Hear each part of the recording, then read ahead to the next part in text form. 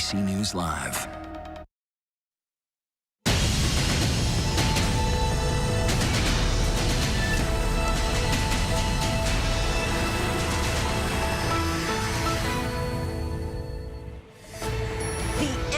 Of an era. The last public payphone in New York City was removed today. The Manhattan Borough president, though, wasn't particularly nostalgic. He remembered how you had to fish for change to make calls and how often people would find phones with no dial tone.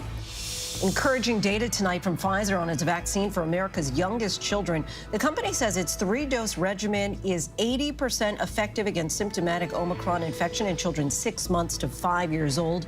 It follows Moderna's submission of results from its 2-dose vaccine. This as child COVID cases continue to rise across the country.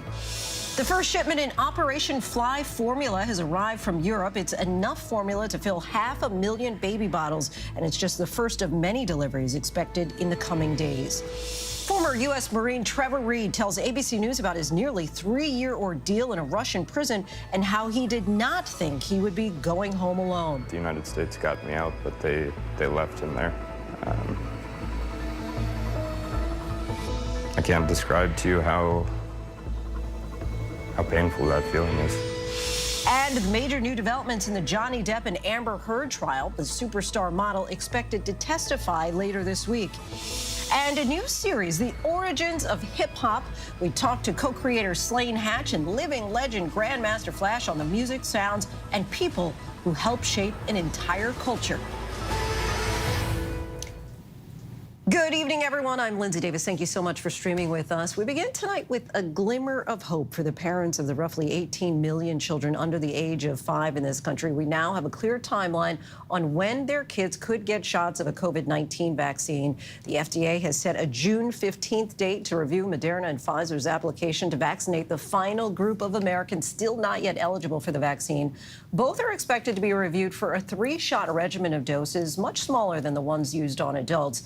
Today, Pfizer also announced the results of its clinical trial in children under the age of 5, making the determination that 3 shots are better than 2. They say the full course is 80% effective against infection.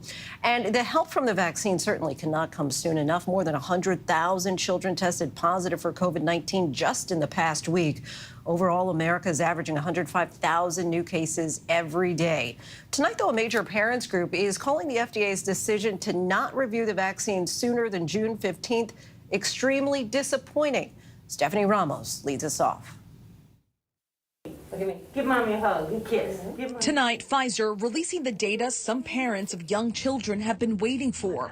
Good girl. The company reporting its 3-shot vaccine is 80% effective against symptomatic Omicron in children under 5.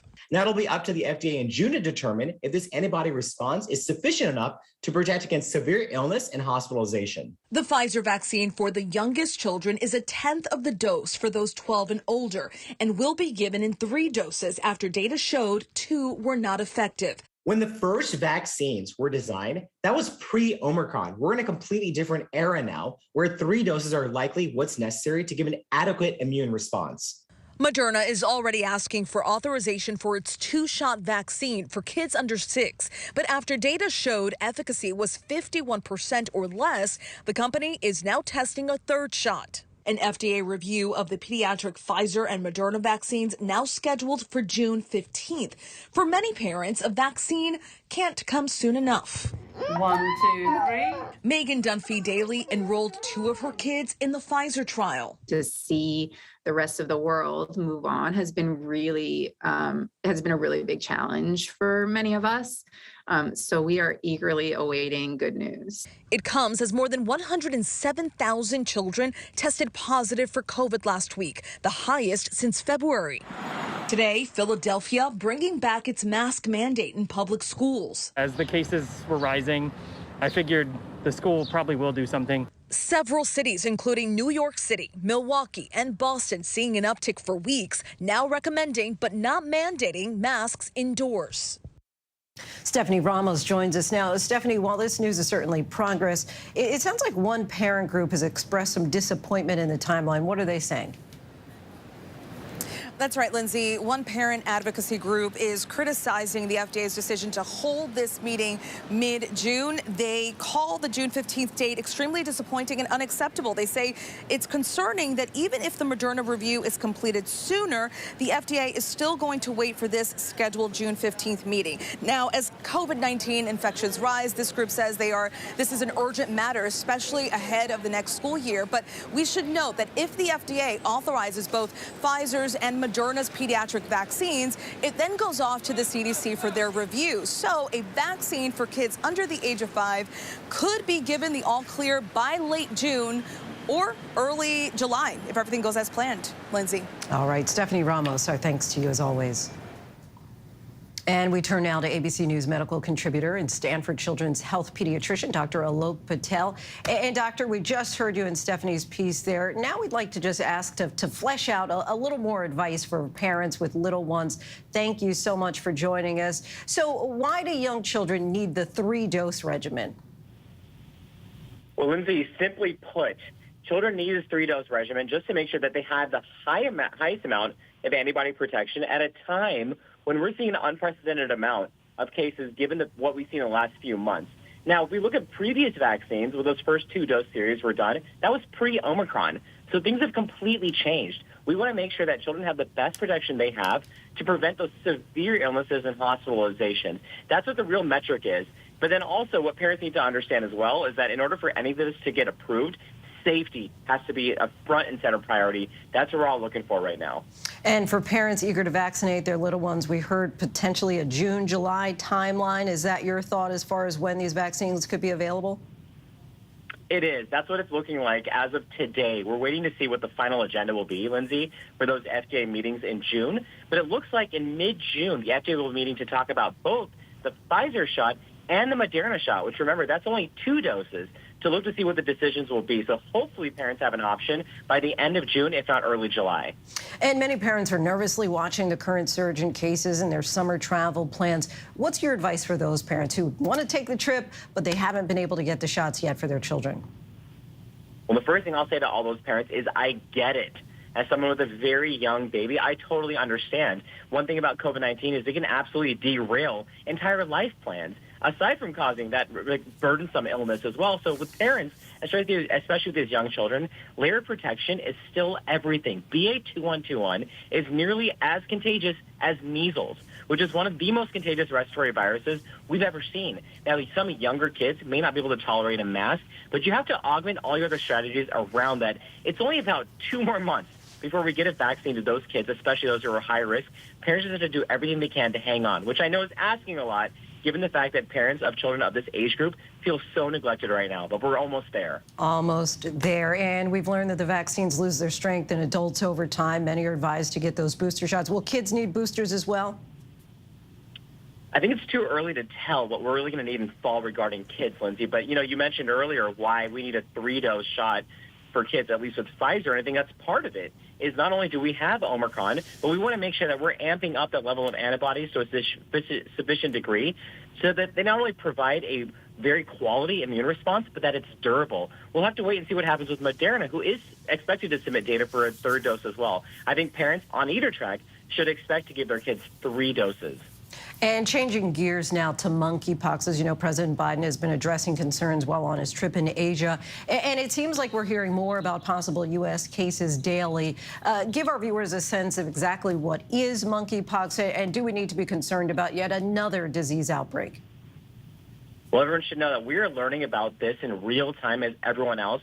The vast, overwhelming majority of U.S. physicians will never see a case of monkeypox. Now, monkeypox is in the same viral family as smallpox, which we eradicated from planet Earth because of vaccines. Now, because of this, we've not been vaccinating the youngest population. So a virus that's related to smallpox, like monkeypox, may be able to start to impact more humans. Now, what's remarkable about this specific outbreak, Lindsay, is that monkeypox is now going to countries where it's not endemic, meaning where it's not usually found. That's what's causing some alarms right now. Now, based on decades of research from scientists and data that we know, it's not easily transmissible from human to human. So what scientists are looking at right now is it human behavior that's causing the outbreak in about 20 countries with 5 suspected cases in the United States, or is it something that's changed regarding the virus? And scientists don't suspect that it's the latter. So long story short, the general public need not panic, but pay attention to what's happening right now in headlines and pay attention to local guidance, especially if there's anyone that you suspect may be infected. Dr. Alok Patel, always so helpful to have you on the show. Thanks so much. Thank you. And today, the CDC held its first briefing on monkeypox, detailing at least 1 confirmed and 4 presumptive cases here in the U.S., all of them men who had traveled outside of the country. The agency said that it's not believed to be a risk to the general public, but they want to raise awareness. Elwin Lopez reports in from the CDC in Atlanta.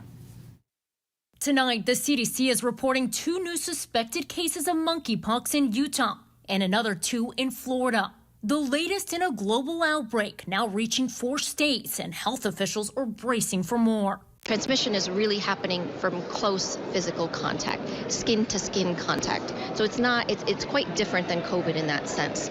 The rare virus, a milder cousin of smallpox usually found in Africa, is now spreading, with more than 200 suspected or confirmed cases in at least 18 countries. I don't think that there's a great risk to the general community from monkeypox right now in the United States. I think that we need to pay close attention to the communities in which this might be circulating. The CDC is saying anyone can get it, but they're now trying to raise awareness in the LGBTQ+ community, since many of the cases so far worldwide involve men who identified as gay or bisexual. And while monkeypox is not a sexually transmitted disease, some symptoms like rashes or blisters could appear like it. It shouldn't make anyone worried. This particular strain has a very low mortality rate as far as we understand. Elwin Lopez joins us now from outside the CDC. And Elwin, it sounds like the CDC is urging calm at this point, reminding Americans that there are treatments for monkeypox. Yeah, that's right, Lindsay. There are also antivirals, and the CDC tonight saying that it is releasing some vaccines from the national stockpile that can prevent illness if given soon after exposure. Lindsay? All right, Elwin Lopez, our thanks to you. Next tonight, to the major cleanup by White House officials today, trying to clarify what President Biden said and meant overseas on his Asia trip on a very sensitive topic. At a news conference in Tokyo, he said the U.S. would intervene militarily if China invaded Taiwan, an apparent departure from the decades-long U.S. policy described as strategic ambiguity. Mary Bruce is traveling with the president tonight. The Prime Minister of Japan and the President of the United States. President Biden with a blunt warning to China, saying if they invade Taiwan, they can expect the U.S. military to respond. You didn't want to get involved in the Ukraine conflict militarily for obvious reasons. Are you willing to get involved militarily to defend Taiwan if it comes to that? Yes. You are? That's the commitment we made. That's the commitment we made. That breaks with the long-standing U.S. policy of strategic ambiguity, which says that the U.S. will help Taiwan defend itself without committing American troops to the effort. But today, Biden was clear the U.S. would be involved militarily. It's a step he's been unwilling to take to protect Ukraine against Russia, but something he now says he would do to protect Taiwan against China. We'll dislocate the entire region and be another action similar to what happened in Ukraine. And so it's a burden that is even stronger. In the room, Biden's advisors appeared shocked. The White House quickly insisting there is no change in policy while trying not to contradict the president. Back in Washington, the Secretary of Defense put on the spot. Is the U.S. making a commitment to send troops to defend Taiwan in the event of an invasion by China? As the president said, our one China policy has not changed to help provide Taiwan the means to defend itself. But the reporter then pressing, does that mean giving weapons to Taiwan the current policy? Or does it mean something else entirely, the possibility of American boots on the ground? I think the president was clear on the fact that the policy has not changed. Mary Bruce joins us now from Tokyo. And Mary, how is China responding to the president's comments? Well, Lindsay, they are paying close attention to what Biden says here, and they were very quick to respond, telling the U.S. not to underestimate its resolve to defend what they believe is their territory. This all comes as the president is wrapping up this trip now on his final full day in Asia. And one of his big goals here, of course, has been to work with allies to try and take on the rise of China. Lindsay. Mary Bruce in Tokyo for us tonight. Thanks so much, Mary. Today, one Russian diplomat took an unprecedented stance by resigning from his post at the UN and even said that he has, quote, never been so ashamed of my country. This as Russia continues to escalate its attacks in eastern Ukraine, and that's where ABC's Ian Pannell is reporting for us tonight. Tonight, Ukrainian and Russian forces toe-to-toe here in the Donbass region. What happens here could decide the outcome of the war. This part of Ukraine has now pretty much become ground zero for the war in the country. Thousands and thousands of Russian and Ukrainian troops are now facing off against each other. The air is thick with the sound of artillery barrages and the sound of air raid sirens that ring out everywhere.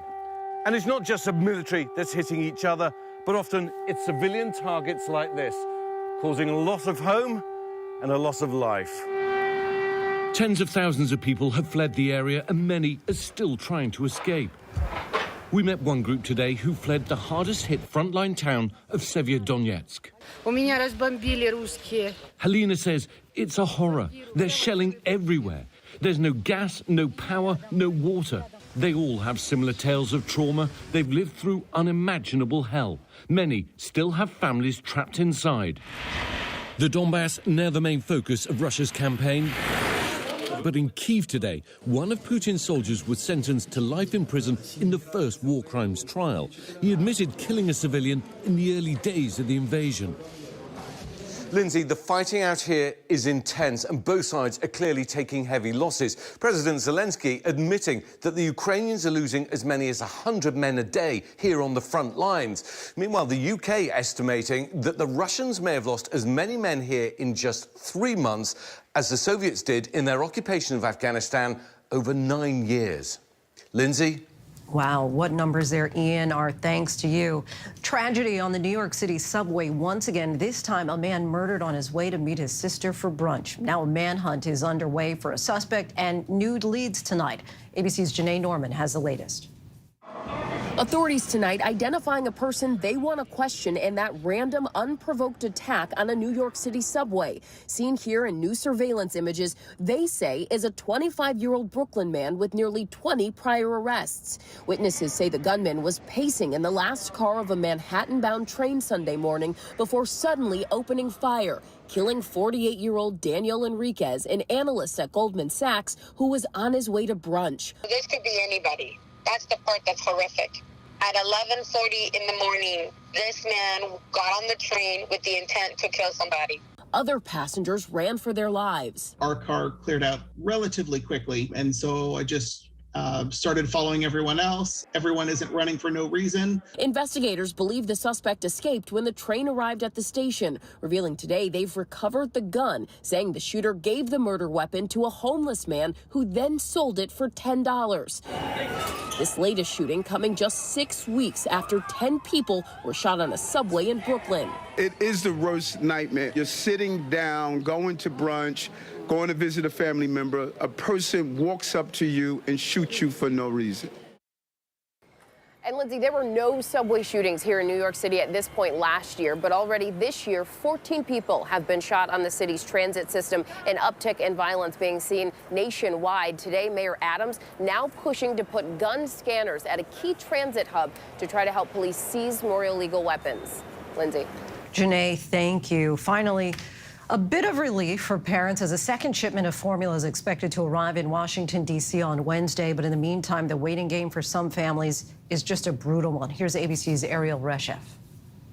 Tonight, ABC News confirming a second shipment of specialized baby formula is expected to arrive in the U.S. on Wednesday. This news just a day after the first plane, packed with 78,000 pounds, touched down in Indiana. This shipment provides enough formula to take care of 9,000 babies and 18,000 toddlers for a week. The emergency supply expected to be delivered in a matter of days, initially offered by prescription only for children with the highest need. But that first wave falling far short of addressing the urgent nationwide demand. The vice president acknowledging the growing fear. I know this is a scary situation for our parents and the caregivers. The Biden administration announcing the first 2 authorizations under the Defense Production Act, hoping that will help major companies ramp up production. But 45% of formula across the country sold out. And as desperate parents from coast to coast scour for supply, in New York City, Mayor Eric Adams declaring a state of emergency to protect vulnerable families from price gouging. Doctors now warning the dire shortage is growing more dangerous. 4 babies in South Carolina recently hospitalized, 3 of them after their parents were forced to switch them to a different brand, 1 after their caregiver attempted to mix their own formula. If we continue down this path, we're going to see more and more infants who are going to need specialized medical care because of it. Parents just so desperate to get more formula. Ariel Reshef joins us now. Ariel, what kind of timeline are parents looking at when it comes to seeing more formula on the shelves? Well, Lindsay, frankly, that timeline is still pretty vague. The head of the USDA saying that this crisis could ease in the next 30 days. The vice president saying this is a top administration priority. They are working around the clock on this, but bottom line, it could be at least a month until families see some real relief. Lindsay? Still a long time. All right. Ariel Reshef, our thanks to you. And when we come back, the deadly plunge hundreds of feet off an LA cliff and the investigation into just what caused it. The Depp Heard defamation trial enters the 6th week, what both sides hope to prove in the days ahead. But up next, after nearly 3 years in a Russian prison, Trevor Reed, a Marine who once guarded President Obama, is speaking out about his harrowing ordeal and what he hopes will happen next now that he's free.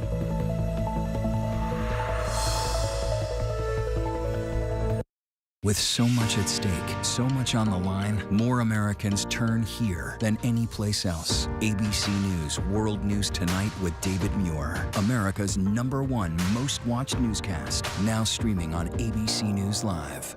This is ABC News Live.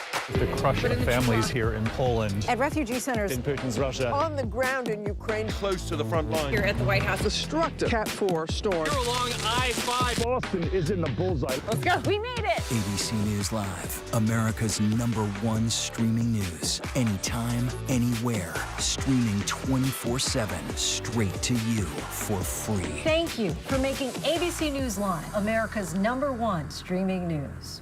Admit it, these days, what you need to know seems to change just about every day. What is it that you really want to know, need to know? To help you not just get through your day, but to make the most of it. Feel smarter. Feel better. Feel happier. Well, how about a 3rd hour of Good Morning America? GMA 3, what you need to know. Now streaming on ABC News Live. It's all about you. The hottest views in daytime are happening right here. We talk about things on this show that people don't talk about. That I can't wait to see. Honest takes from strong women. We need all hands on deck, and we need it right now. This is the time to speak out. Unafraid to get real. We stick by our points of view. We're all seeing it differently, and that's the beauty of The View. And that's why the most watched #1 daytime talk show is The View. Now streaming on ABC News Live. Is that the gun? That's not the gun. What is it? I won't ask you again then.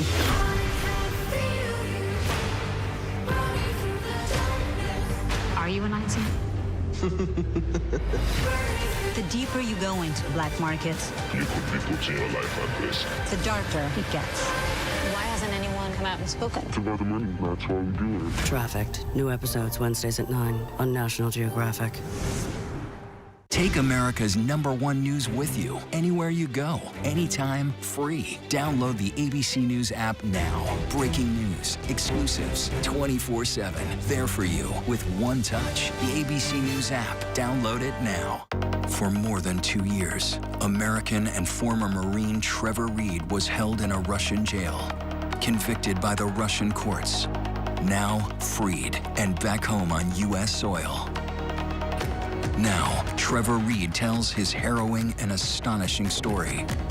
985 days. The Trevor Reed Newsmaking Interview. Tonight at 8:30 Eastern, 9:30 Pacific. Streaming free on ABC News Live. United Airlines and Newark Airport officials are investigating this violent incident between a passenger and wheelchair operator who was fired after this viral video was reviewed. Sources say this began when the airline worker asked for a wheelchair that former NFL player Brandon Langley was using to carry his luggage. The two quickly exchanged blows. Langley was charged with simple assault. Next to our interview with Trevor Reed, the ex-Marine who spent nearly 3 years in a Russian prison is now speaking out after his release in exchange for a Russian serving time here in the U.S.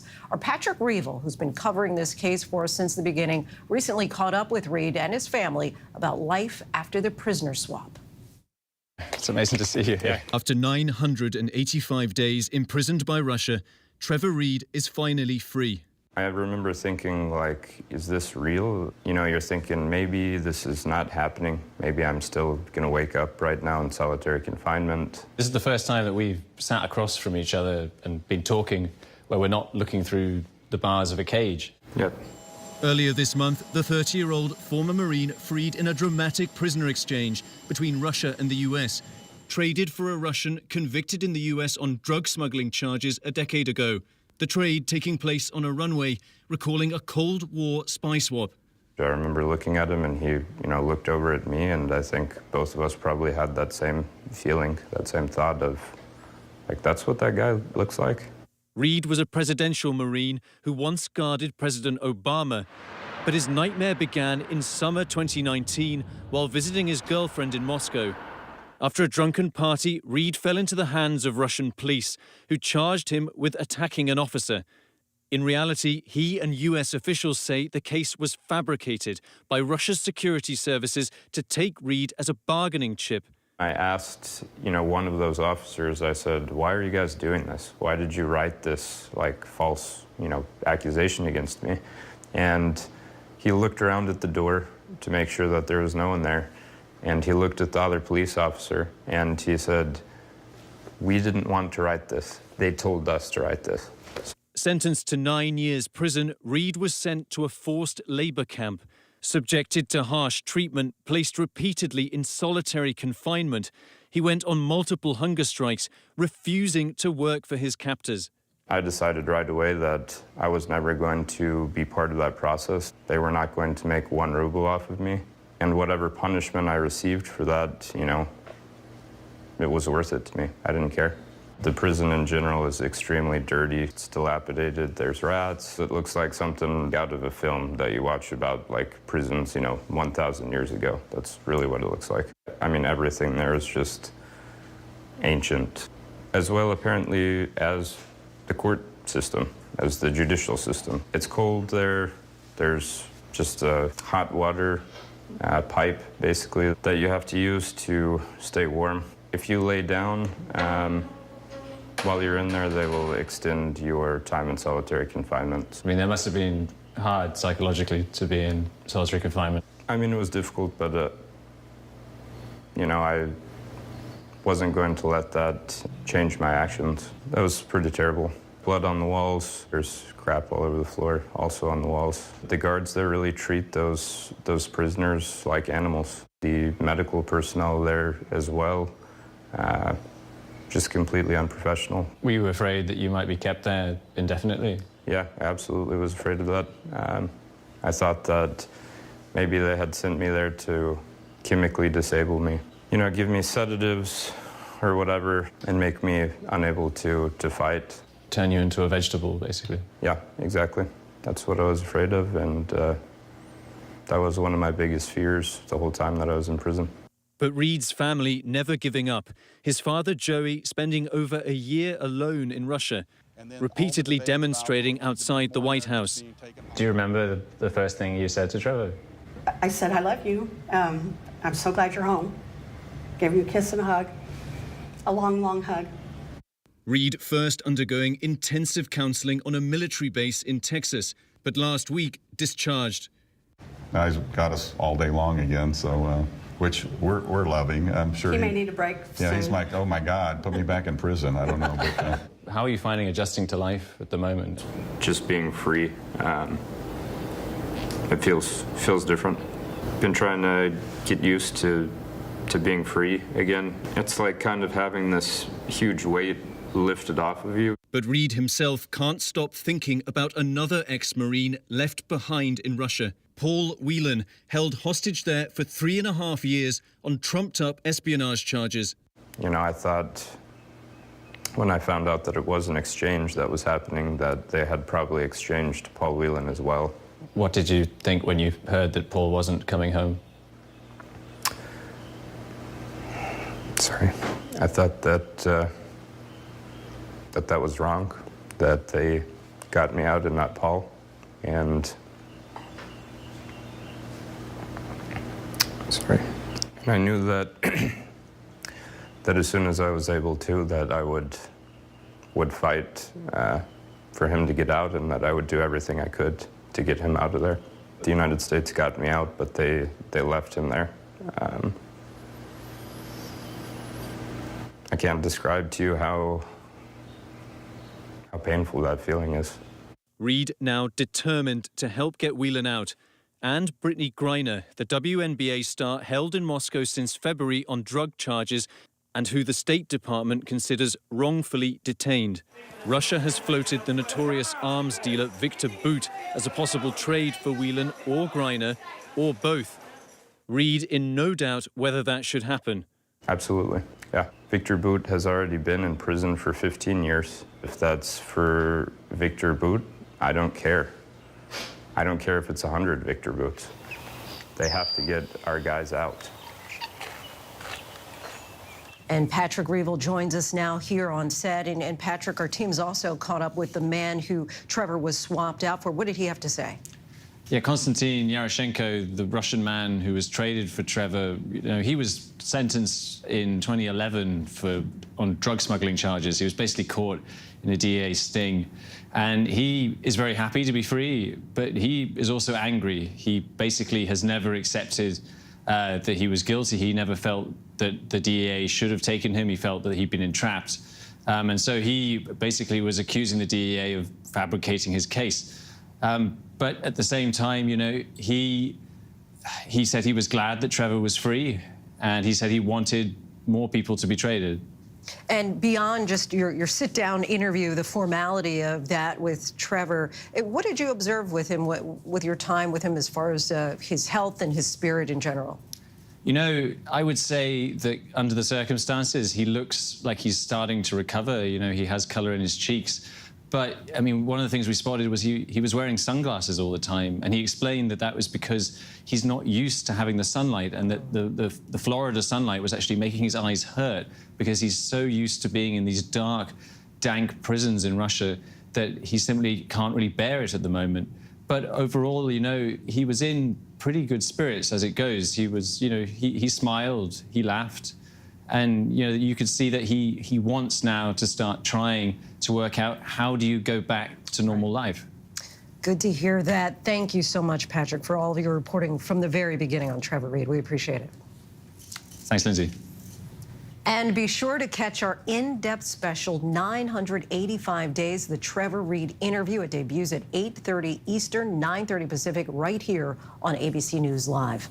Still ahead here on Prime, the world-class cyclist killed and the urgent search for the suspect responsible. Police believe both may have been part of a love triangle. Rapper Young Thug back in a courtroom over new charges, and how electric vehicles are helping us in the fight against climate change. We take a look at some new data just in by the numbers. But first, our tweet of the day. We love a good trailer. Saw this one today for Mission Impossible 3, but it's not coming out till next year.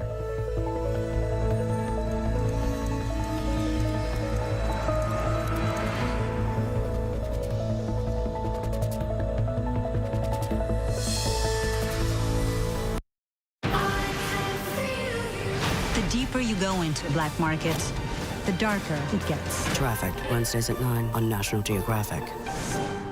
Right now, with so much at stake, Sunday mornings, this is the place. Taking on all the tough questions. Straightforward reporting. No spin, no hype, no bull. Thank you for making ABC's This Week with George Stephanopoulos the #1 Sunday morning news show versus the competition. Welcome to This Week. This is ABC News Live. The crush of families here in Poland. At refugee centers. In Putin's Russia. On the ground in Ukraine. Close to the front line. Here at the White House. Destructive Cat 4 storm. You're along I-5. Boston is in the bullseye. Let's go. We made it. ABC News Live, America's #1 streaming news. Anytime, anywhere. Streaming 24/7, straight to you for free. Thank you for making ABC News Live America's #1 streaming news.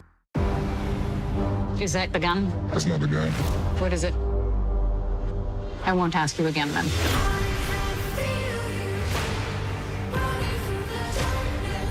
Are you a Nazi? The deeper you go into black markets, You could be putting your life at risk. the darker it gets. Why hasn't anyone come out and spoken? It's about the money. That's why we do it. Trafficked. New episodes Wednesdays at 9 on National Geographic.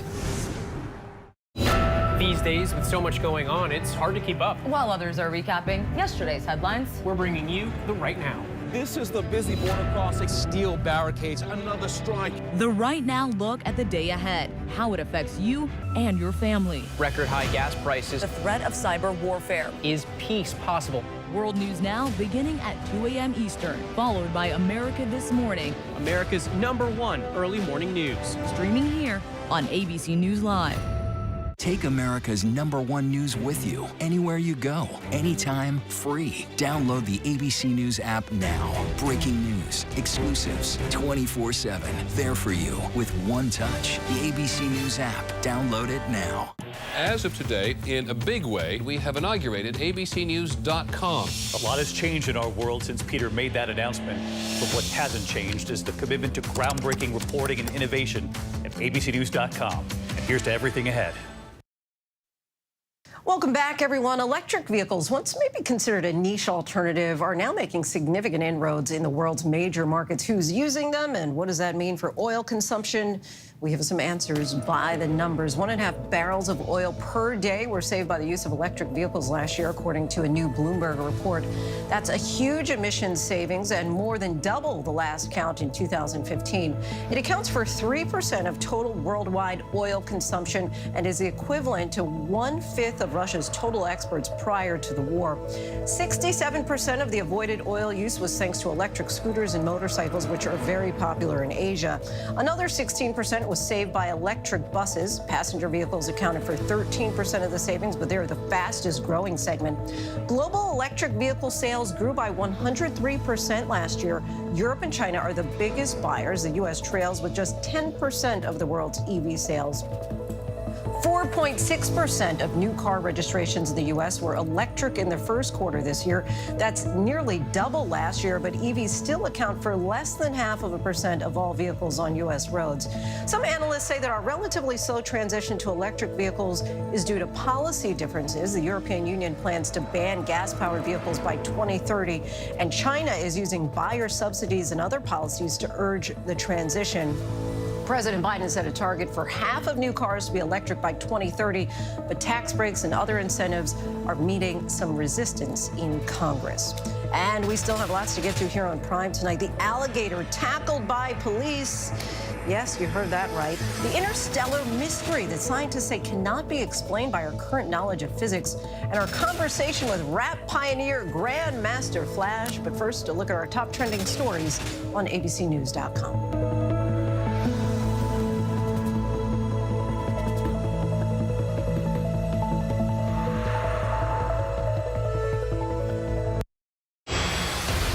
So much at stake in our world right now. We wanted to thank you for your trust and for making ABC News America's #1 news. And thank you for making ABC News Live America's #1 streaming news.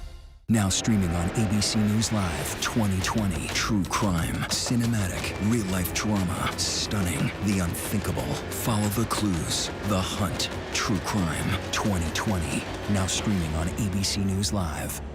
National parks are incredibly safe places, but crime will happen.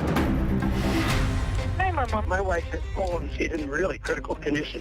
At that time, I thought it was just a tragic accident. There's still a lot of questions we need to ask. There were small things that didn't totally add up.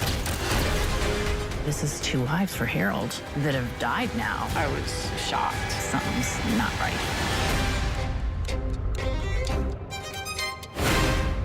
Admit it. These days, what you need to know seems to change just about every day. What is it that you really want to know, need to know? To help you not just get through your day, but to make the most of it. Feel smarter. Feel better. Feel happier. Well, how about a third hour of Good Morning America? GMA 3, what you need to know. Now streaming on ABC News Live. It's all about you. I know what happened, and I'm not guilty. Why the fascination with criminal trials? Figure out what's really out there. She revealed she had murdered his family. I know in my heart that he did this. It's the time of suspicion. The ending's really tough. You don't know whether truth is going to be difficult to find unless you try to find it.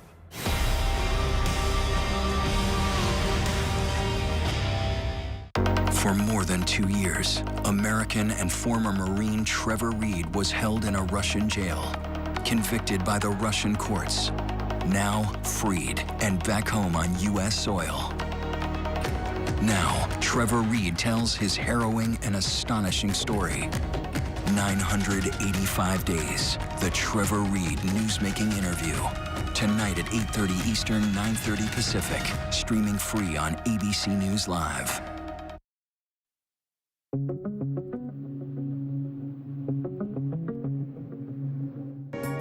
In Japan, President Biden's making news during his high-stakes Asia trip after making these remarks about Taiwan. Are you willing to get involved militarily to defend Taiwan if it comes to that? Yes. You are. That's the commitment we made. The president suggesting U.S. armed forces could be called in to defend Taiwan from Chinese aggression. We agree with a one China policy. We signed on to it. But the idea that it can be taken by force, just taken by force, is just not appropriate. The White House tried to clarify Biden's comments, saying the president only reiterated the U.S.'s ongoing commitment to provide Taiwan with military means to defend itself. China's foreign ministry responding, urging the U.S. to abide by its one China principle and to not underestimate China's ability to defend itself. Authorities investigating a deadly fall from a cliff in Los Angeles County, California. One person killed, 3 others hurt after plunging 300 feet down the side of the cliff. A rescue helicopter airlifting at least 2 of the victims to safety. No update yet on their conditions. Authorities say they fell around 4:30 in the morning. Still no word on how they fell or what they were doing at the time.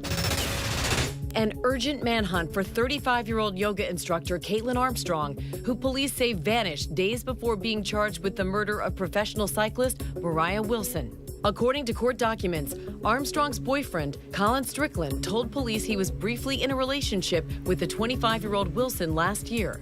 Investigators say the pair, both pro cyclists, met up at 6 p.m. on May 11th after Wilson arrived in town for a race. Police say they went swimming together and had dinner before Strickland dropped Wilson off at a friend's home at approximately 8:30 p.m. Moments later, police say this surveillance camera captured a dark SUV matching Armstrong's Jeep Cherokee approaching that apartment, where later her friend finds her lying on the bathroom floor, bleeding and unconscious with a gunshot wound. Strickland, who police say bought 9mm handguns for himself and Armstrong, issued a statement saying his friendship with the slain cyclist was strictly platonic. Armstrong's family telling ABC News while they don't know where the wanted 35-year-old is, they believe she is innocent. An Atlanta judge denying bond for rapper Gunna, whose real name is Sergio Kitchens. I'm not inclined to grant bond at this point in time, unfortunately.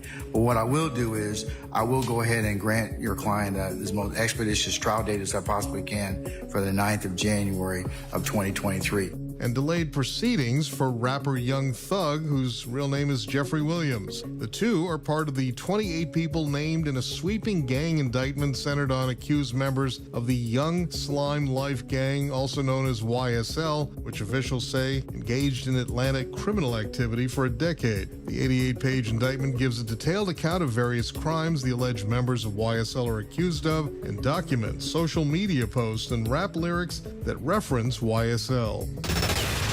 Well, NASA scientists studying new data from the Hubble Space Telescope And what they are finding has them scratching their heads. They found that our galaxy is expanding much faster than first thought, and other galaxies are moving away from ours faster than before thought. Scientists can't explain it yet and even say we may be seeing a brand new form of physics at work. All of it underscoring how little we know about the universe and how much more we still need to learn. Check this out. French fashion house Balenciaga taking over America's capital of capitalism for a fashion show complete with models in full latex suits and masks. Not exactly the three-piece suits Wall Street is known for, and if these looks seem familiar, remember Kim K provided a preview last fall when she wore Balenciaga to the Met Gala. And bad news, guys, Balenciaga won't be offering those latex suits for sale. I know, devastating, right? I was planning on wearing one later this week, right here on this very show. But they do have a new collaboration with Adidas. Welcome back. Today marks day 20 of the Johnny Depp and Amber Heard defamation trial. Just a quick refresher for anyone who may not have been watching. Depp has sued his ex-wife for $50 million over a 2018 op-ed that she wrote in the Washington Post. He claims the article, which did not name him, defamed him. Heard is countersuing Depp for $100 million. And joining us now to unpack the day's events and testimonies is celebrity divorce attorney Chris Melcher. Chris, thanks so much for joining us again. So first things first, Depp was supposed to take the stand today. He did not. What could have possibly caused that kind of shift in strategy? Well, Amber's side has limited time. The judge literally has a clock that's taking care or monitoring the time that each side is using, and the time is coming up to finish this trial. So calling Johnny Depp in Amber's case would have been a bad choice. There's really nothing he could say that would help her. So we're probably not going to see him take the stand in her case. They're going to decide and let us know first thing in the morning. But Johnny's side can call him as a witness, so I anticipate we'll see him back on the stand to finish off his case this week. And there's been tremendous backlash on social media for Amber Heard. How do you think that this might impact the willingness of victims of abuse to come forward in the future? Well, it's a real problem because with the Me Too movement, we're supposed to support and believe the victim to encourage them to come forward in a very difficult thing to claim abuse. But it's Johnny's allegation that Amber has lied about her claims of abuse and has actually used the Me Too movement to get support for these false claims. So if true, she's done tremendous damage to that movement, but we're also seeing that we have to balance the need to protect the victim versus the need of due process for the accused. And unfortunately, there's been examples where we have made conclusions about people without the facts. So that's one thing we're learning from this case is we do need to step back, let the facts develop before we come to conclusions about people. And supermodel and Depp's ex-girlfriend Kate Moss is expected to testify virtually. One would assume that having an ex testify isn't the best idea, but what kind of benefit could her testimony bring to Depp? Well, Lindsay, this came up because Amber Heard had claimed that she was trying to protect her sister Whitney when Amber punched Johnny in the staircase incident, and referencing something about Kate Moss, a prior girlfriend that Amber alleges that Johnny tried to push down the stairs, and that's why she thought Johnny was going to push the sister down the stairs. Now, Johnny says that never happened and is apparently bringing in Kate Moss as a witness on Wednesday to testify that there was no incident where Johnny ever tried to push her down the stairs. And the judge has said that she would like this wrapped up by Memorial Day weekend. We always ask you this when you come on. So for the record, do you still think that Johnny Depp has the more compelling argument here? Yeah, Lindsay, I think so because of the evidence, and that's where I'm basing my opinion or conclusions on is the trial testimony and the evidence that came in. There's a lot of inconsistency with Amber's statements. They just don't add up or make a lot of common sense to me. So, of course, none of us were there, and the jury's going to have to determine in this he said, she said dispute what happened. But, again, the recount of what Amber says, the evidence, it just does not add up in my mind. Social media really seems to be playing more of a role when it comes to these celebrity court cases, whether it be Britney Spears or Johnny Depp and Amber Heard. Do attorneys count on the support or plan for the fallout that their clients could receive once all is said and done? Well, Lindsay, we have to. The traditional advice by lawyers is don't say a word until you go to court.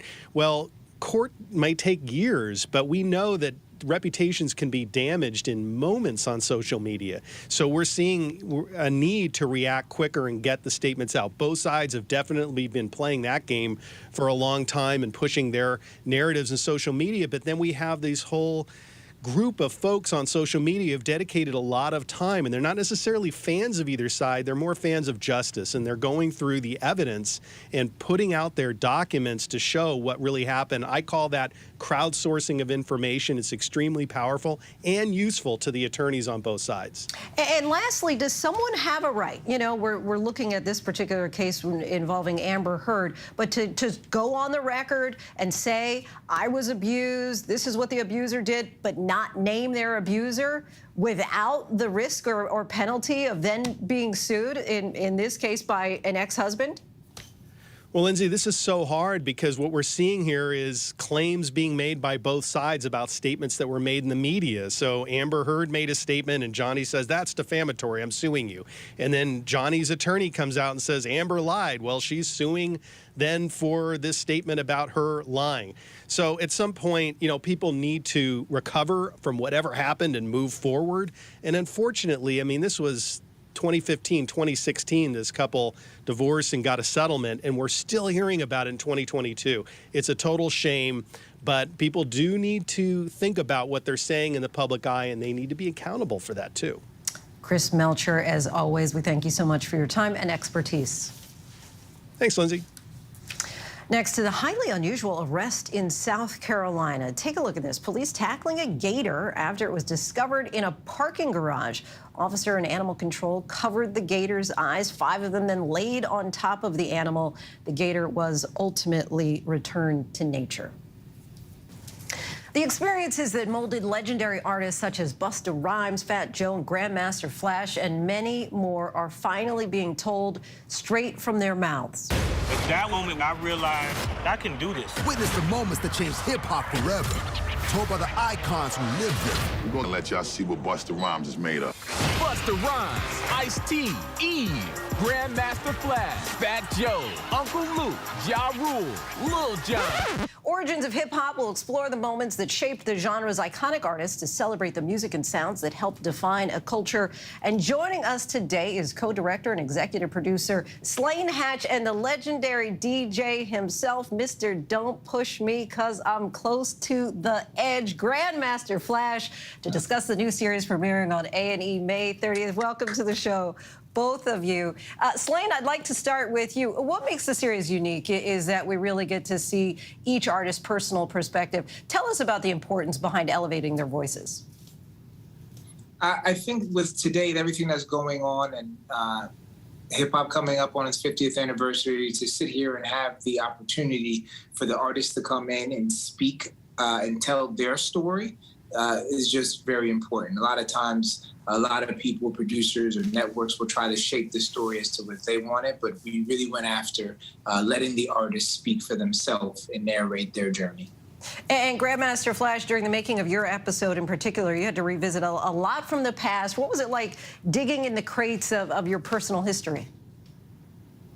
Well, I think a lot of it was my humble beginnings, and this particular show gives me a chance to explain the math and science and vinyl and how I came up with the music bed for rappers to speak on. So it gives me a chance to kind of like talk about the ingredients of this culture that's now considered the biggest music on planet Earth. So it's pretty cool.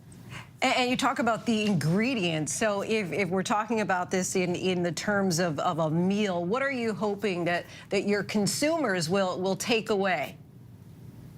I think they'll take away that there was a beginning, you know, and a lot of it is like the what, the where, the why, and the who, you know, and namely the Bronx, where it comes from. It's where this entire culture actually started in the 70s. The Boogie Down Bronx. And Slaine, there was a moment during Flash's episode where you had to really press him to revisit a memory. Can you all talk to us about that? Yeah, I think from my end, dealing with Flash's episode and being able to tell his story, I think maybe for the first time really allowing Flash to tell his side of the story. You know, he's been through a lot of a lot of times and creating a genre of music and an instrument, there's a lot of ups and downs there. So when we got to some stuff, Flash knew I would try to go for the best interview possible. And so you hear that. And I think we get there and you have an amazing story telling his journey. And Flash, looking at today's DJs, what is your thought about those who have ditched the turntables for laptops? Does it lose some authenticity in your mind? No, I mean, first and foremost, I am a scientist. And at first, for what you just said, I was like, what is this situation here? But me being the scientist first, the technology behind it is wonderful because prior to having the laptop and the hard drives, we had to carry the milk crates with the albums, and so I went on tour. I had to have like 10 to 12 people just to carry the music, so now you could put 500,000 songs inside of a hard drive, and they have this special vinyl that has like a time code that allows the MP3s to follow your movement. So it's actually what I'm doing is what I've been doing in a vinyl sense, but now I'm doing it in a digital sense. So it's actually quite wonderful. This question is for both of you. What has it really been like to be part of this experience and share these stories with the world? What has it been like? Yes. Well, for me, I mean, I like there's sensitive areas that, we as human beings, we might be slightly afraid to talk about, but then for me, it was like a releasing of things that were sort of pent up for a really long time. Yeah, that's pretty much it. Was it cathartic for you? I think it was actually healing for me to talk about the thing, some of these things, because I think what's most important is the beginnings of this. People need to understand there are like many great people that played a part in making this thing happen. And, the Bronx is the building blocks of where it all started, so you got to show love to Herc and Bam and Grand Wizard Theodore, Charlie Chase, it's a lot of people from the Bronx, man, that gave their lives for this, and I'm blessed to be here to see this thing in its full fruition. I think it's really great. And Slane, lastly, same question for you. Your experience in being part of this and kind of picking up the microphone to share these stories with the world. For me, it was humbling, a humbling experience, but also a very powerful one. Being able to listen to these artists talk about their story of resilience and what they had to go through to become the most amazing, iconic artist in this genre. In Flash's case, to watch him literally build and make an instrument out of a tool that every day was used was just humbling to hear them speak about it. And then to be able to take their story as an artist and allow them to really guide and tell me what were the moments was authentic, and I'm super proud of it. Well, it is like a jungle sometimes, right? We'll be watching, tuning in. That was kind of like the song of an era. Slane Hatch, Grandmaster Flash, we thank you so much for your time. Appreciate it. Thank you so much. And before we go tonight, the image of the day, a sandstorm engulfs parts of the Middle East, and this man navigating it all in his wheelchair on a street in Baghdad. That is our show for this hour. Be sure to stay tuned to ABC News Live for more context and analysis of the day's top stories. Thanks so much for streaming with us.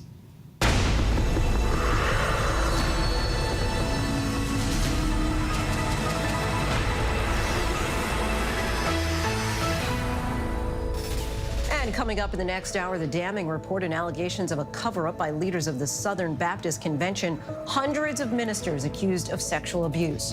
And what we're learning about the death of NFL quarterback Dwayne Haskins, who was struck and killed on a Florida highway after he told his wife he ran out of gas.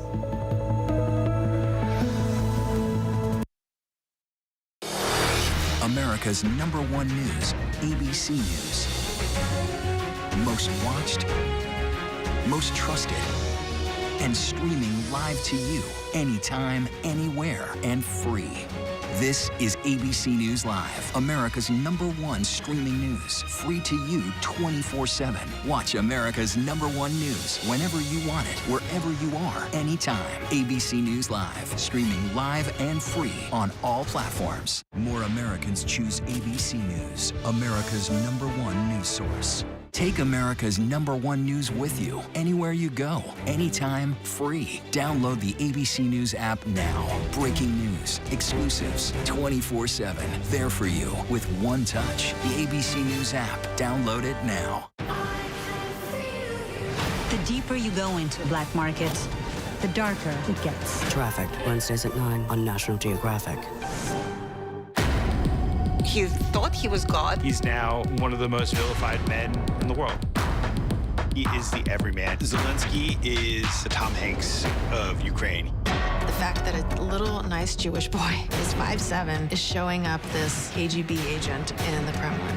What do you say to Americans who see Russia and you not only as a rival, but an unfriendly adversary? Two men at war. Which Vladimir will take over. The world is not going to be the same. So what's good to read this summer?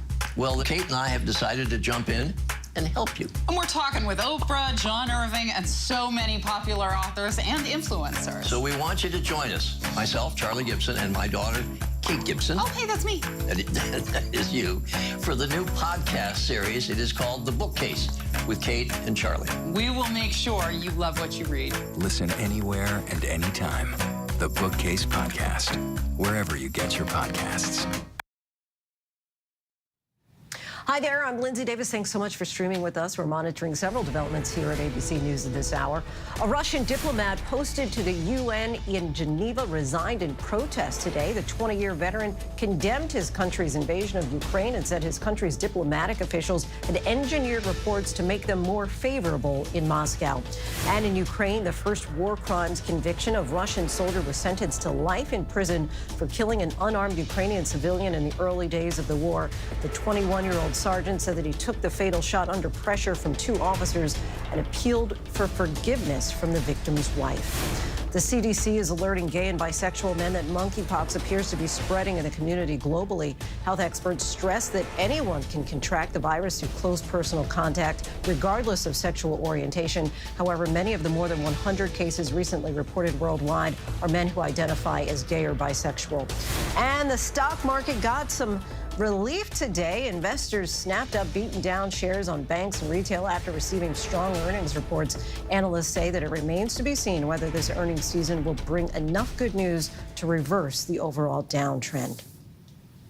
Now to the latest on the coronavirus pandemic and a vaccine potentially on the way soon for children 6 months to 5 years old. Pfizer says that it's ready to submit its vaccine to the FDA for emergency use authorization for that age group.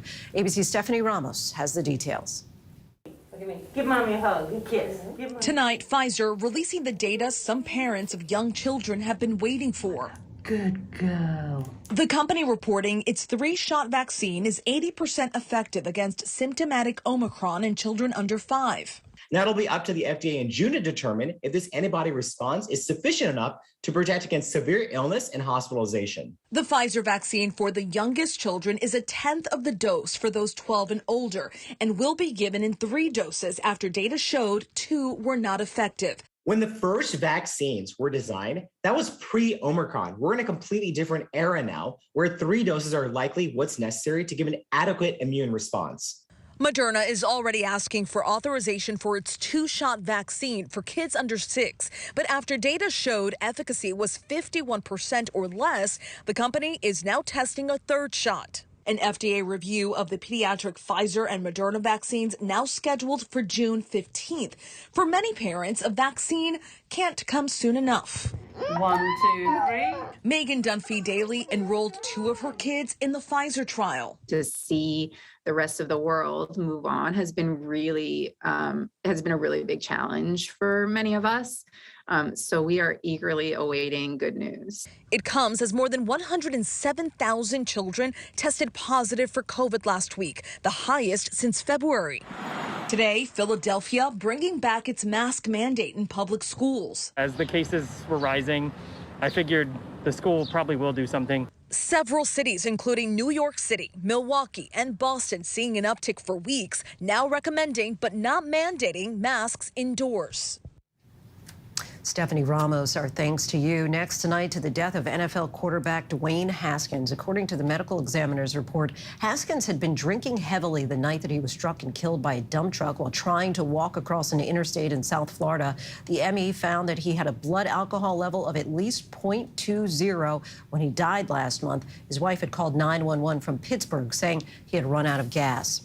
Now to that cell phone video of a fist fight between a United Airlines employee and a passenger. It happened at Newark Airport yesterday, and today there are still a lot of questions about how things went wrong so quickly. ABC's Will Reeve has that story. Tonight, United Airlines telling ABC News it fired this employee at Newark Airport after investigating and reviewing viral video showing him fighting a passenger, former NFL player Brendan Langley. Sources tonight telling ABC News it all started when that employee asked for a wheelchair that Langley was using to carry his luggage. The situation quickly escalating, the two exchanging blows. At one point, Langley knocking the agent over, but the employee gets up and continues to fight. Langley tonight charged with simple assault. The professional football team he plays for in Canada releasing a statement today saying the team is currently looking into the matter in order to learn the full details and will have no further comment until the investigation is complete.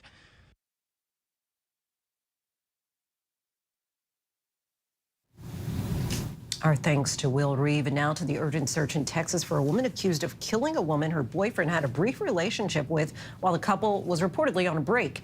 ABC News' Amy Robach has this story.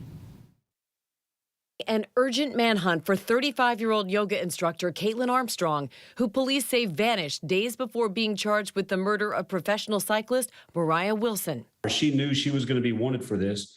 She probably had a 5-day head start. According to court documents, Armstrong's boyfriend, Colin Strickland, told police he was briefly in a relationship with the 25-year-old Wilson last year. Investigators say the pair, both pro cyclists, met up at 6 p.m. on May 11th after Wilson arrived in town for a race. Police say they went swimming together and had dinner before Strickland dropped Wilson off at a friend's home at approximately 8:30 p.m. Moments later, police say this surveillance camera captured a dark SUV matching Armstrong's Jeep Cherokee approaching that apartment, where later her friend finds her lying on the bathroom floor, bleeding and unconscious with a gunshot wound. It's so incredibly painful for such a tight-knit community. My reaction is just pain and heartbreaking. Strickland, who police say bought 9mm handguns for himself and Armstrong after she found out about his brief relationship with Wilson in late 2021, issued a statement saying his friendship with the slain cyclist was strictly platonic, adding there is no way to adequately express the regret and torture I feel about my proximity to this horrible crime. Armstrong's family telling ABC News while they don't know where the wanted 35-year-old is, they believe she is innocent, saying, I know a young woman lost her life and that's horrible, but Caitlin did not do it. I want Caitlin to be safe and want this to be resolved, but no, Caitlin would not do this. Our thanks to Amy for that. Finally, a bit of relief for parents as a second shipment of formula is expected to arrive in Washington, D.C. on Wednesday. But in the meantime, the waiting game for some families is just a brutal one. Here's ABC's Ariel Reshef. Tonight, ABC News confirming a second shipment of specialized baby formula is expected to arrive in the U.S. on Wednesday.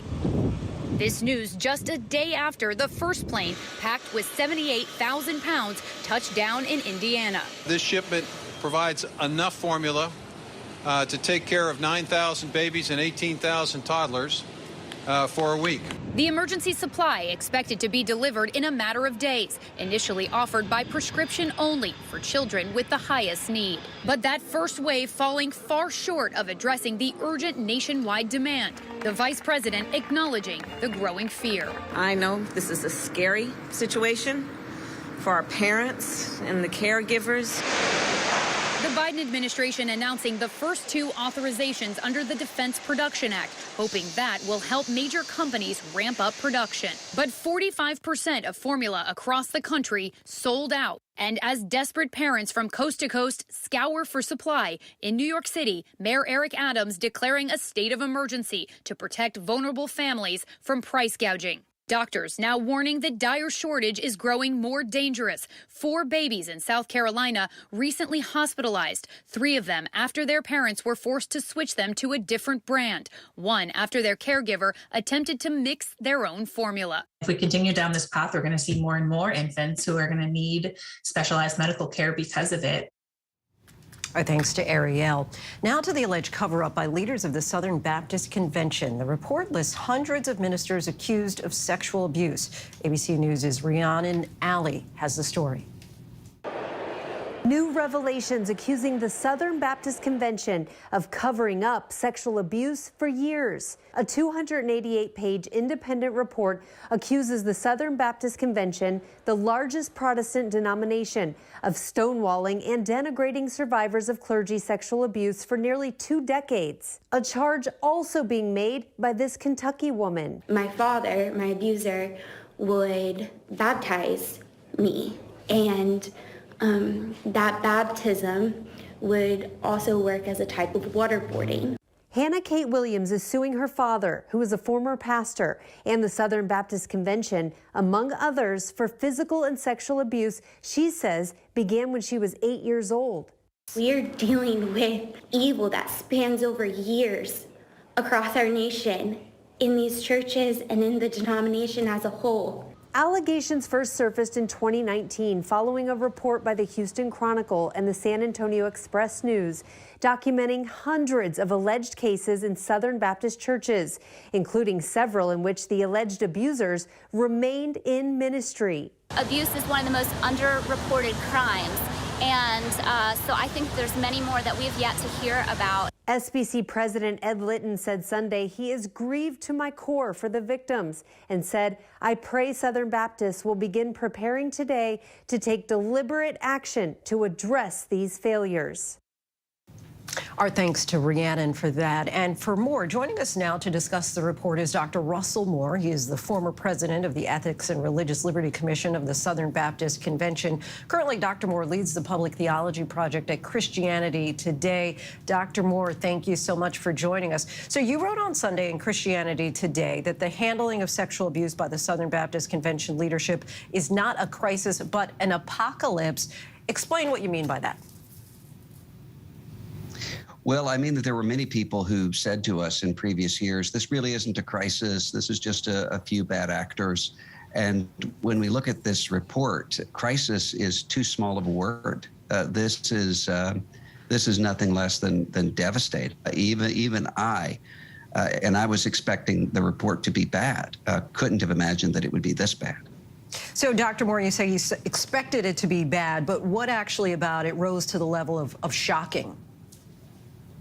Well, knowing that after years of sexual abuse advisors, of sexual abuse survivors calling for a database that would inform churches and church goers of potential predators in churches, and being told that no such database could be possible, seeing that there actually was a shadow database of sorts, a list of predatory situations that no one did anything about. That was shocking to me, along with just seeing in black and white the conversations back and forth about sexual abuse survivors, about advocates for them. The callousness of that was alarming and shocking. And once a high-ranking member yourself, you decided to leave the Southern Baptist Convention last year. What made you make that decision? I'm sure it is one that was a weighty one. It was a very weighty one because I love Southern Baptists. Southern Baptists introduced me to Jesus. I grew up in a Southern Baptist church. I was there 9 months before I was born. And so these were my people. But after years and years and years of facing this kind of behind the scenes action, I just concluded there were better ways to serve Jesus. And I had just seen and heard too much, and my family had too.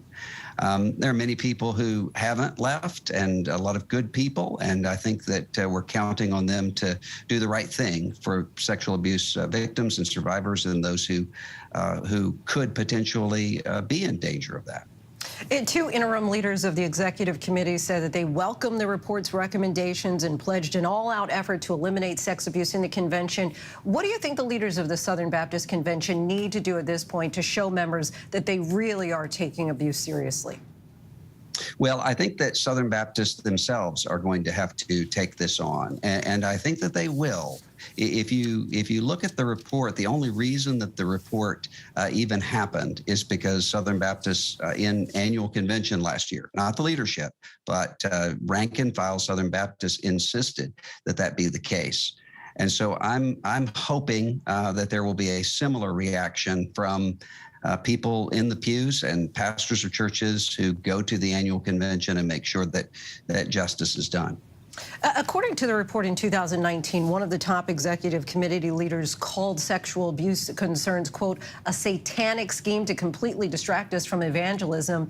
What do you make of such sentiments being expressed by high-ranking leaders of the executive committee? It's indefensible. It ought to shock the conscience. The idea that caring for the most vulnerable in our churches would be a distraction from what Jesus has called us to do, when Jesus is the one who welcomed children, welcomed the vulnerable, stood up for women.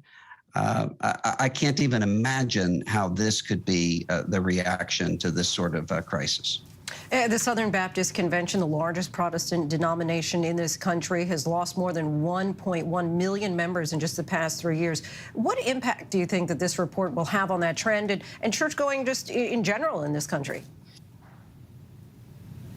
I don't know, and I think a great deal of that will depend on what the response is from Southern Baptists in saying that they're going to take action here, not just structural reform, but cultural reform. I think there are a lot of people who are watching this and who are trying to decide, and I think there are many other people in the larger Christian world who are watching this in order to say, how do we prevent this kind of coarsening of the conscience that you can see in some of these conversations and some of these actions from happening anywhere? And when you talk about that, just my last point, as far as it happening anywhere, you know, we've seen cover-up scandals of similar proportions in different branches of Christian faith and beyond. So when you left this one group, did you feel like we'll be able to find another group that's better at handling this? Well, I think that what has to happen is not that there is a place that is free from injustice or free from sin, but there have to be churches that are willing to take that seriously and who are willing not to turn against the people who are calling attention to the problem, but against the problem. And I think that Southern Baptists can do that, and I'm very hopeful that they will. And I think the larger Christian community, we all have to be diligent about that as well. Dr. Russell Moore, we thank you so much for your time. I appreciate it. Thank you. And still to come, the dire report, so many across the globe pushed to the brink. And our conversation with a Nobel laureate working to shine a light on the resilience of women. Stay with us.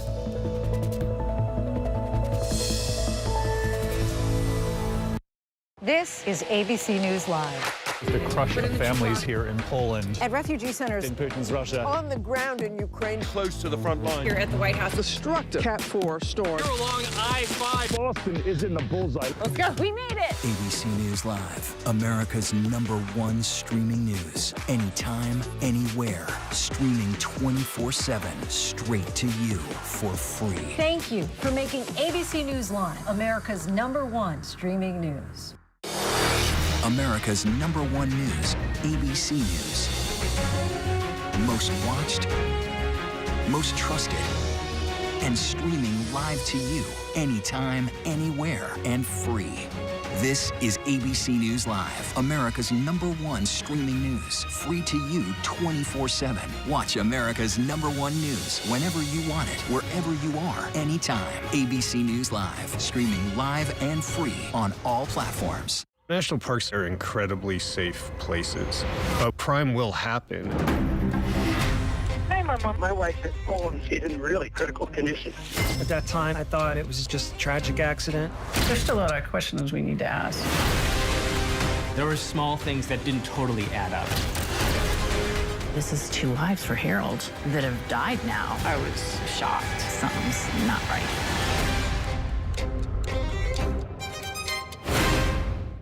For more than 2 years, American and former Marine Trevor Reed was held in a Russian jail, convicted by the Russian courts, now freed and back home on U.S. soil.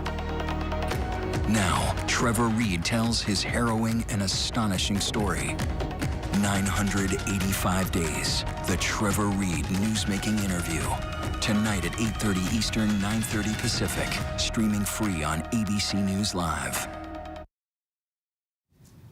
Welcome back, everybody. We are tracking several headlines around the world. A search for survivors in southern Iran tonight after an apartment building collapsed, killing 5 people and injuring 27.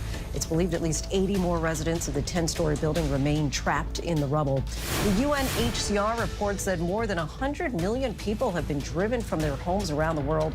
The UN Refugee Agency says the war in Ukraine and protracted conflicts in Ethiopia and the Democratic Republic of Congo have contributed to the record high. It reflects more than 1% of the global population fleeing conflict or human rights violations. And in Bolivia, renewed efforts to cash in on the world's largest known lithium deposits. The key element in electric vehicle batteries lies below the country's renowned salt flats and in one of the country's lowest income regions. Bolivia is setting its sights on expanding its mining operations and producing lithium-ion batteries by 2025. An international partner will be announced later this month. It's the first of many steps to realize the country's big goal.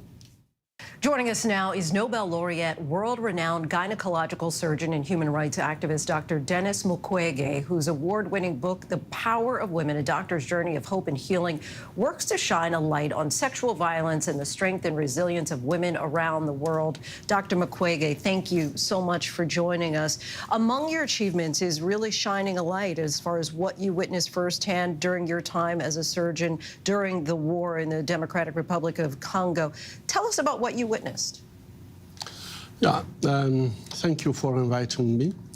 And I want just to say that working for 40 years with women as obstetrician and surgeon and now an activist against the sexual violence in conflict, I just feel that it was really very, very important to pay a tribute to women who shaped my life, and really, if what I'm today, I think that women play a big role in my life. So to write this little book for me, it was really to tribute what they did for me.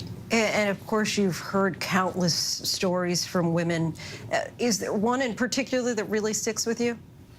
Yeah, you know, when I'm treated women after rape, and it's not only rape, but is rape with extreme violence.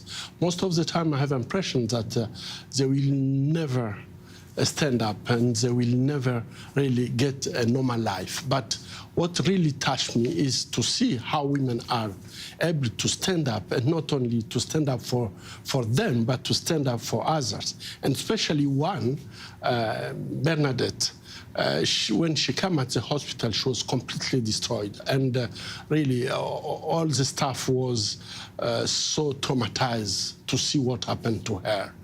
But after to treat her medically and psychologically, and she decided to be a nurse.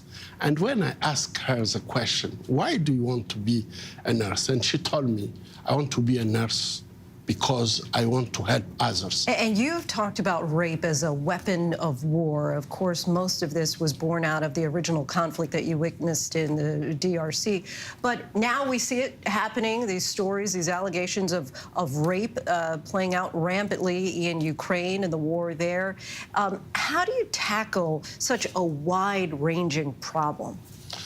Yeah, I think rape as a weapon of war is happening everywhere in the world. Where there is war, women and girls are suffering, and most of the time rape is used in many conflicts, but it's a taboo. People are not talking about it, and what is happening in Ukraine is not unique. It's happening in Congo, in Yemen and Tigray and so on. But I think that we need to be aware about this situation and just know that when a conflict army appear, we have to be ready to protect women and girls. And I think that the way that the international community acts when it happened in Ukraine, this is the way that it should be done everywhere in the world when there is a conflict, to protect women and girls, because we know that they are paying a lot when there is an army conflict. A lot of people are going to look at the topic and say, oh, this is for women. But you've also talked about the pivotal role that men obviously play in ending sexual violence. What do you hope that men take away from your book? Yeah, during the last century, women worked a lot to get some rights. And I think that today we need also to engage men in the fight against sexual violence. And for me, the things that we need really to do is to work on the equality between women and men. And I think that the question of sexual violence is a question of domination, is a question of to humiliate another, to see that he's not like myself. And I think that working on the equality is a first thing. And the second thing, I think we have to work on masculinity. Because I think that when men have impression that they can be in a situation where they can use women as their property, they can use the body of women without really be accountable. And you've witnessed really some of the worst of humanity. When you look at your body of work and how that's resulted in several attacks against your life, what gives you hope? What keeps you inspired? Yeah, I went through many attacks because just impunity is reigning in my region, and I think that the people who are doing this kind of atrocities, they don't want when I denounce what they are doing in my region. But my hope is coming from women. I think that women are really very strong, and I respect women because I think that when women are acting, they are not acting for themselves, but they are acting for their children, for the community. Dr. Mukwege, we thank you so much for your time. His book, The Power of Women, A Doctor's Journey of Hope and Healing, is available now wherever books are sold. And still to come, meet the 82-year-old college grad.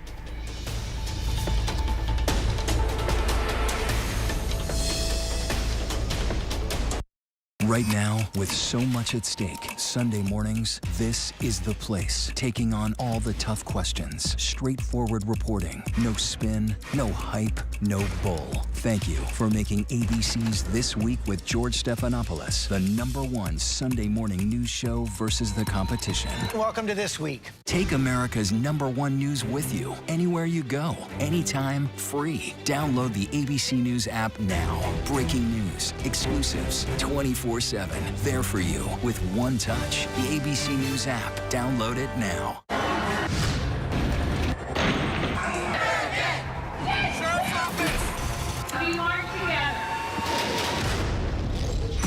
The most powerful stories of our time, anytime.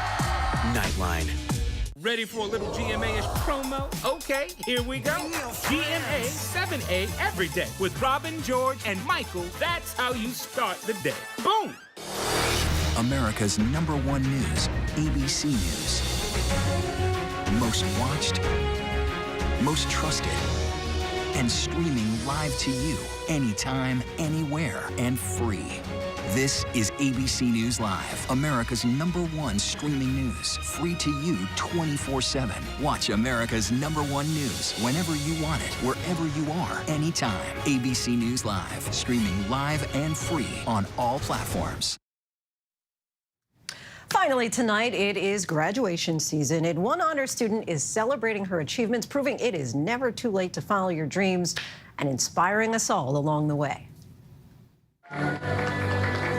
A little extra pump because of the circumstance for one graduate in particular at the University of Maryland Global Campus.